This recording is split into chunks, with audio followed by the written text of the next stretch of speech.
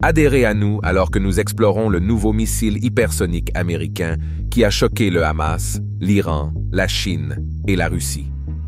L'implication cruciale de Lockheed Martin dans le développement de la technologie hypersonique remonte à plus de 6 décennies. Leur dévouement inébranlable à repousser les limites des capacités militaires a été une force motrice derrière les progrès réalisés dans ces domaines. Grâce à des efforts collaboratifs avec des organisations influentes et des agences gouvernementales, Lockheed Martin a régulièrement fourni des solutions révolutionnaires qui transforment les concepts théoriques en actifs pratiques et opérationnels. La riche histoire de l'entreprise dans le domaine de la technologie hypersonique englobe une gamme de projets et de collaborations. Parmi celles-ci, on compte des partenariats avec des entités estimées telles que la DARPA, l'US Air Force, l'US Army et l'US Navy. Ces collaborations ont permis à Lockheed Martin de faire d'importantes contributions au développement de systèmes de missiles hypersoniques, renforçant ainsi les capacités militaires des États-Unis. Une initiative remarquable à cet égard est le programme Conventional Prompt Strike, qui représente une entreprise novatrice de l'armée américaine. Le programme CPS vise à créer un système capable de fournir des frappes de précision avec des armes conventionnelles à n'importe quel endroit dans le monde en seulement 1 heure, reproduisant la rapidité d'un missile balistique intercontinental nucléaire. Ce programme novateur rassemble une gamme de technologies de pointe et de systèmes de livraison, comprenant des missiles lancés depuis la surface, des missiles hypersoniques lancés par voie aérienne et des missiles hypersoniques lancés par sous-marin. Le système CPS complète les forces d'intervention rapide, telles que les forces déployées en avant, les groupes expéditionnaires aériens et les groupes de combat de porte-avions. SES, système de livraison potentielle, vont des roquettes terrestres aux missiles de croisière hypersoniques lancés par voie aérienne et par sous-marin. La recherche de telles capacités est ancrée dans la nécessité de répondre rapidement aux menaces évolutives et, dans certains scénarios, de remplacer l'utilisation d'armes nucléaires contre des cibles sélectionnées. La complexité du programme Prompt Global Strike réside dans la possibilité pour les adversaires de mal interpréter les lancements de missiles conventionnels comme des menaces nucléaires. Cette ambiguïté représente un défi pour atteindre les objectifs du programme sans déclencher une escalade nucléaire. Les efforts pour relever ce défi ont inclus l'exploration de conceptions de missiles à basse trajectoire et la permission d'inspection russe et chinoise des sites de missiles CPS. Les subtilités de la réalisation de capacités de frappe mondiale rapides nécessitent une réflexion et une diplomatie prudente pour éviter une escalade nucléaire non intentionnelle.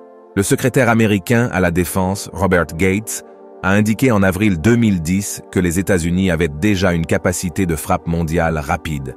Cette déclaration était en accord avec la signature du traité de désarmement New START, qui fixait des limites aux arsenaux de missiles balistiques et de leurs têtes nucléaires.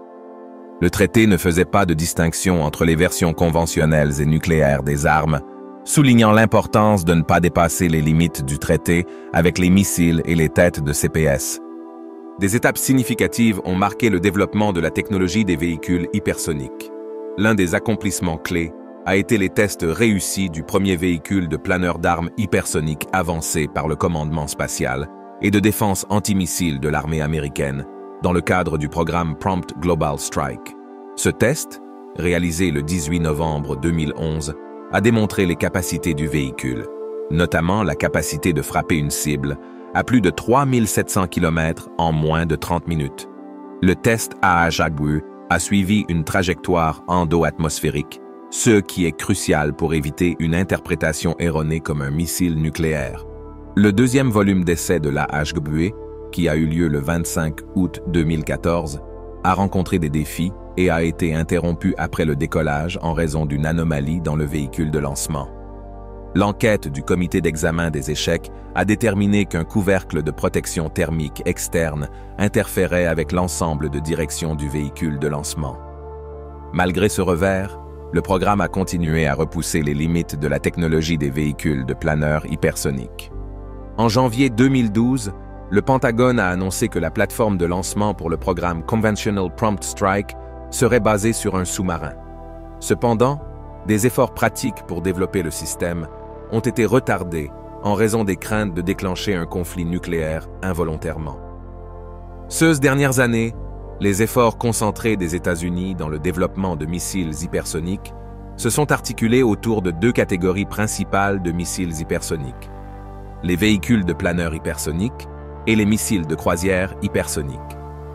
Chaque catégorie offre des avantages et des applications distinctes, en faisant des composants essentiels de l'arsenal militaire en évolution des États-Unis. Les véhicules de planeur hypersoniques sont des ogives spécialisées, conçus pour être intégrés avec des missiles balistiques. Ce qui les distingue, c'est leur capacité remarquable à manœuvrer et à planer à des vitesses hypersoniques. Cette manœuvrabilité leur permet d'altérer significativement leur trajectoire après le lancement, les rendant exceptionnellement imprévisibles par rapport aux missiles balistiques conventionnels. Les VPH sont devenus des atouts indispensables dans la guerre moderne, offrant la capacité de surpasser les forces adverses et d'exécuter des frappes de précision avec une efficacité inégalée. Quelques VPH notables ont émergé, notamment l'arme hypersonique longue portée, opération de feu, Upfire, et le missile de croisière hypersonique d'attaque. Ces missiles de pointe sont conçus pour répondre à des besoins militaires spécifiques, tels que la portée étendue, la polyvalence et la flexibilité tactique. L'arme hypersonique longue portée représente un développement remarquable dans la technologie hypersonique. Conçu pour le déploiement par l'armée des États-Unis, le LRHW est un missile hypersonique surface-surface de portée moyenne.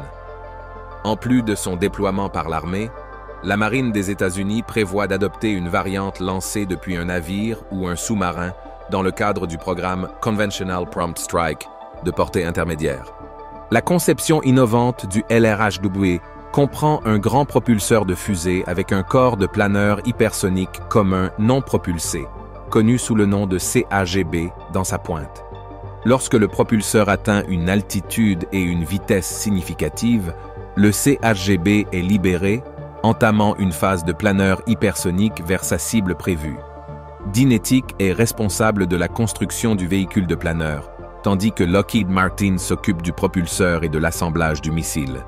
Les tests réussis du CAGB ont ouvert la voie à son déploiement tant par l'armée que par la marine. Ce développement représente une amélioration significative des capacités de tir à longue portée de l'armée et souligne l'impact de la technologie hypersonique sur la guerre moderne. Le développement du corps de planeur hypersonique commun pour le LRHW s'appuie sur des innovations antérieures dans la technologie hypersonique. Ces avancées comprennent le système de rentrée alternatif et l'expérience de véhicules de rentrée énergétique à Isle Sandia. La collaboration entre Sandia et Dynetiq a été cruciale pour faire progresser la technologie hypersonique, avec des prototypes et des tests contribuant à l'avancement global de ces armes transformatrices. Le déploiement stratégique du LRHW par l'armée des États-Unis implique des batteries de missiles avec des camions et des remorques M983. Les efforts de déploiement sont bien avancés et la première batterie opérationnelle devrait devenir opérationnelle sous peu, renforçant considérablement les capacités de tir à longue portée de l'armée. En plus du LRHW, l'initiative Opération de feu vise à introduire un missile hypersonique de portée moyenne. Ce système a une portée opérationnelle plus courte et un coût moindre que le LRHW. Notamment, le projet Upfires exploite le corps de planeur de l'AGM 183 ARRW et se distingue en incluant un moteur de fusée modulable. Cette caractéristique unique améliore la flexibilité du système en ciblant des objectifs de portée plus courte, ajoutant à la polyvalence de l'arsenal hypersonique des États-Unis. Le projet de missile de croisière hypersonique d'attaque représente la dernière évolution des missiles de croisière hypersoniques lancés par voie aérienne. S'appuyant sur les fondements technologiques posés par des programmes précédents, tels que le concept d'armes hypersoniques à respiration aérienne et les initiatives hypersoniques SE-Fire, le HACM occupe un rôle central dans le programme d'armes hypersoniques de l'US Air Force. Raytheon, un entrepreneur de la défense de premier plan, s'est vu attribuer le contrat pour développer davantage le HACM. Un système de propulsion scramjet de Northrop Grumman est au cœur de cette conception, offrant à l'armée américaine une flexibilité tactique. L'objectif du HACM est d'engager des cibles de haute valeur et à temps critique, tout en conservant la capacité de viser des objectifs stratégiques. Dans son rôle essentiel en tant que seul programme d'armes hypersoniques de l'US Air Force, le HACM représente un composant critique des capacités militaires évolutives de la nation. La recherche d'une vitesse sans précédent dans la technologie hypersonique a conduit à la conception du super génial missile. L'ancien président américain Donald Trump a introduit ce terme lors d'une conférence de presse dans le bureau ovale le 15 mai 2020. Le président Trump affirmait que le super génial missile était 17 fois plus rapide que les missiles existants dans l'arsenal des États-Unis. Bien qu'il y ait eu un débat et une incertitude concernant cette affirmation, cela a mis en évidence l'objectif général d'atteindre une vitesse sans précédent dans le développement des missiles hypersoniques. L'AGM 183 AARW était l'un des principaux projets dans la quête de vitesse extrême avec une vitesse maximale revendiquée de plus de Mach 20. Le missile utilisait un système de lancement plané, propulsé à des vitesses hypersoniques par une fusée avant de planer vers sa cible. La notion de vitesse super géniale reflète la nature ambitieuse du développement de la technologie hypersonique, où les limites de CE qui est possible continuent d'être repoussées. Les premières étapes du programme ont montré des promesses, avec l'US Air Force attribuant à Lockheed Martin un contrat de 480 millions de dollars pour son développement en août 2018. Des essais en volume captif subséquents à bord d'un B-52 de l'US Air Force en juin 2019 ont indiqué des progrès. En février 2020, l'US Air Force a annoncé sa décision de poursuivre l'acquisition de l'AGM 183 AARW, reflétant son engagement envers le développement des capacités hypersoniques. Des réussites et des revers ont caractérisé le chemin vers des tests et un déploiement réussi de missiles hypersoniques. Le programme AGM 183 AARW a rencontré plusieurs défis au cours de son développement, y compris plusieurs tests échoués. Cependant, il a finalement réussi des tests fructueux qui ont fourni des informations précieuses sur les capacités des missiles hypersoniques. Un des tests significatifs a eu lieu le 14 mai 2022, lorsque le 419 TF Flight Test Squadron et la Global Power Bomber Combined Test Force ont réalisé le premier test réussi de l'AGM 183 AARW au large de la côte sud de la Californie. Ce test a démontré la séparation de l'arme du B-52H Stratofortress, l'allumage du propulseur et l'atteinte de vitesse supérieure à Mach 5. Les tests réussis ont représenté des jalons importants dans le développement de la technologie des missiles hypersoniques. L'US Air Force a réalisé un autre test réussi de l'AGM 183 AARW le 12 juillet 2022, validant davantage les capacités du missile. Ces réalisations ont marqué des progrès dans la recherche de la vitesse hypersonique et du ciblage précis. L'USAF a terminé le premier test complet le 9 décembre 2022, impliquant à la fois le propulseur et le véhicule de planeur hypersonique. Ce test, réalisé par la 412e escadre d'essai de l'USAF à l'aide d'un B-52H Stratofortress, a représenté une avancée significative dans le développement de l'AGM 183 AARW. Cependant, tous les tests n'ont pas été couronnés de succès, comme en témoigne le test échoué en mars 2023, soulignant les défis et les complexités associées à la technologie hypersonique. Le 19 août 2023, l'US Air Force a réalisé un autre test de l'ARRW, notant qu'elle avait acquis de nouvelles informations précieuses sur les capacités de l'arme. Ce processus continu de recherche et de développement reflète notre engagement à faire progresser la technologie des missiles hypersoniques. La marine américaine a pris des mesures significatives pour équiper 16 destroyers de la classe Zumwalt de missiles hypersoniques. Ce développement souligne l'avancement rapide de cette technologie. Chacun des 3 destroyers de la classe Zumwalt aura la capacité de déployer jusqu'à une douzaine de missiles hypersoniques. Le premier navire devrait être prêt pour les essais, selon le vice-amiral Johnny Wolfe, responsable des programmes de systèmes stratégiques de la marine. L'intégration de missiles hypersoniques sur CES Destroyer fait suite à une décision de 2017 de désigner les navires de classe Zumwalt comme des combattants en eau bleue, en faisant une plateforme idéale pour ces armes avancées. Le plan prévoit de remplacer les supports de canon de 155 mm de CS Destroyer par des tubes de missiles de 87 pouces. Chaque tube peut contenir plusieurs missiles. Et des études antérieures ont déterminé que 3 corps de planeurs hypersoniques communs avec leurs propulseurs peuvent s'insérer dans chaque tube. Cette configuration permet à chaque destroyer Zumwalt de transporter jusqu'à 12 missiles hypersoniques. L'USS Zumwalt a commencé une période de modernisation pour installer les tubes de missiles, l'USS Michael Mansour suivant le même chemin. Le 3e navire de la classe, le Lyndon B. Johnson, actuellement chez Ingalls, pourrait également subir l'installation de missiles hypersoniques dans le cadre de sa période d'activation du système de combat. En parallèle avec les efforts du Pentagone pour faire progresser la technologie hypersonique, plusieurs autres nations, dont la Chine, ont entrepris des programmes de développement de missiles hypersoniques.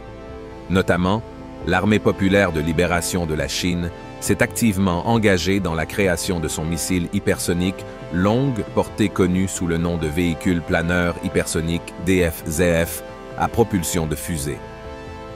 Ce projet, anciennement désigné par le Pentagone sous le nom de VUU-14, est officiellement devenu opérationnel le 1er octobre 2019, commémorant le 70e anniversaire de la République populaire de Chine. Le DF-ZF est conçu pour être intégré à un DF-17, un type spécifique de missile balistique conçu pour transporter des véhicules de planeurs hypersoniques. Au fil des ans, la Chine a réalisé plusieurs tests en volume du DF-ZF, anciennement connu sous le nom de VUU-14. Ces tests ont eu lieu à diverses dates, dont le 9 janvier, le 7 août et le 2 décembre 2014, le 7 juin, le 27 novembre 2015, en avril 2016 et 2 fois en novembre 2017. D'ici 2019, ce système hypersonique avait atteint le statut opérationnel. Les capacités du DF-ZF sont remarquables, avec des vitesses attendues entre Mach 5 et Mach 10. Ce planeur polyvalent peut être utilisé à des fins multiples, y compris la livraison d'armes nucléaires et des missions conventionnelles de frappe de précision. Cette dernière pourrait être utilisée pour des missiles balistiques anti-navires avancés, capables de pénétrer les défenses aériennes stratifiées d'un groupe de frappe de porte-avions américain. Un avantage des véhicules de planeurs hypersoniques comme le DF-ZF est leur vulnérabilité réduite aux contre-mesures de missiles balistiques par rapport aux véhicules de rentrée conventionnels. Alors que les véhicules de rentrée conventionnels suivent des trajectoires balistiques prévisibles à travers l'atmosphère, les véhicules de planeurs hypersoniques peuvent manœuvrer pendant leur descente, approchant leur cible dans un plané plus plat et moins détectable. Cela les rend plus difficiles à intercepter ou à réengager si une tentative de défense initiale échoue. Cependant, ce profil planant entraîne également plus de traînées et une réduction de la vitesse et de l'altitude à mesure que la charge utile se rapproche de la cible, la rendant potentiellement vulnérable aux intercepteurs de basse altitude. Le DF-ZF peut être adapté à divers missiles balistiques chinois, y compris le missile de portée moyenne DF-21 et le missile balistique intercontinental DF-31. Initialement, il pourrait être utilisé dans des rôles de courte portée tels que des missiles anti-navires et des applications tactiques visant à frapper des cibles en mouvement. Les objectifs à long terme pourraient englober la dissuasion des capacités de missiles américains et la perspective de bombardement stratégique. Alors que les missiles intercepteurs conventionnels peinent à intercepter des cibles hypersoniques voyageant à Mach 5 ou plus rapidement, les États-Unis devraient probablement mettre l'accent sur le développement d'armes à énergie dirigées comme contre-mesure. Cependant, le déploiement pratique de ces armes militaires de haute performance reste expérimental. Il est à noter qu'il y a eu des plaintes concernant le manque d'accès à la puissance informatique haute performance nécessaire au développement des véhicules de planeurs hypersoniques. Alors que la Chine possède de nombreux superordinateurs haute performance, leur accès n'a pas encore été accordé pour le projet DF-ZF. En Russie, Des avancées significatives ont été réalisées en réponse à la quête de capacités hypersoniques. En décembre 2010, des experts militaires russes ont révélé que le futur système de défense antimissile S-500 inclurait des défenses anti-hypersoniques. De plus, en décembre 2012, le général Sergei Karakaev, le commandant des forces de missiles stratégiques russes, a souligné le développement d'un remplacement pour le missile balistique intercontinental R-36M2 Voevoda. Ce nouveau missile permettrait à la Russie de créer des armes stratégiques de haute précision avec des charges utiles non nucléaires et une portée globale pratique, servant de contre-mesure aux efforts des États-Unis et d'autres nations dans le domaine de la technologie hypersonique. Le 11 décembre 2013, le vice-premier ministre Dmitry Rogozin a émis un avertissement sévère, soulignant que la Russie aurait recours à des armes nucléaires en réponse à une attaque. Cette dissuasion joue un rôle crucial pour dissuader les agresseurs potentiels. Rogozin a également révélé la création du Fonds russe de recherche prospective, qui se concentrerait sur le développement d'une réponse militaire au système Conventional Prompt Strike et à des technologies similaires. En septembre 2014, le président russe Vladimir Poutine a identifié le programme CPS comme une nouvelle menace pour la Russie, aux côtés d'autres systèmes tels que le système de défense antimissile à moyenne portée Ground-Based Mid-Course Defense System aux États-Unis, le système de défense antimissile balistique Aegis en Europe et l'activité accrue de l'OTAN en Europe de l'Est. Le vice-premier ministre Dmitry Rogozin a réitéré l'engagement de la Russie à renforcer ses forces nucléaires stratégiques et ses défenses aérospatiales en réaction au système CPS. En 2015, Jane's Intelligence Review a rapporté que le système de planeur hypersonique U-71 de la Russie avait subi des vols d'essai depuis 2011, avec son développement remontant à 2001. En octobre 2015, lors d'une conférence sur la non-prolifération à New York, Mikhail Ivanovich Ulyanov, du département de la non-prolifération, du désarmement et du contrôle des armements du ministère russe des Affaires étrangères, a critiqué les États-Unis pour leur système mondial de défense antimissile, qu'il estimait perturber la stabilité stratégique mondiale et entraver les efforts de réduction des armes. En mars 2018, la Russie a franchi une étape significative en lançant la production en série de la tête hypersonique Avangard. Ce système représente une évolution des planeurs hypersoniques U-71 et U-74 et peut être transporté en tant que charge utile à véhicules multiples à rentrée indépendante par les ICBM lourds UR-100 UTTKH, R-36AM-2 et RS-28 Sarmat. Il peut transporter des charges utiles nucléaires et conventionnelles, le plaçant parmi les 6 nouvelles armes stratégiques russes dévoilées par le président Vladimir Poutine le 1er mars 2018. Le développement des armes hypersoniques russes a été fortement influencé par le retrait des États-Unis du traité ABM en 2002 et le déploiement ultérieur d'un système stratégique de défense antimissile. Cela a poussé la Russie à initier le développement d'armes hypersoniques en réponse à l'érosion potentielle de sa capacité de dissuasion nucléaire.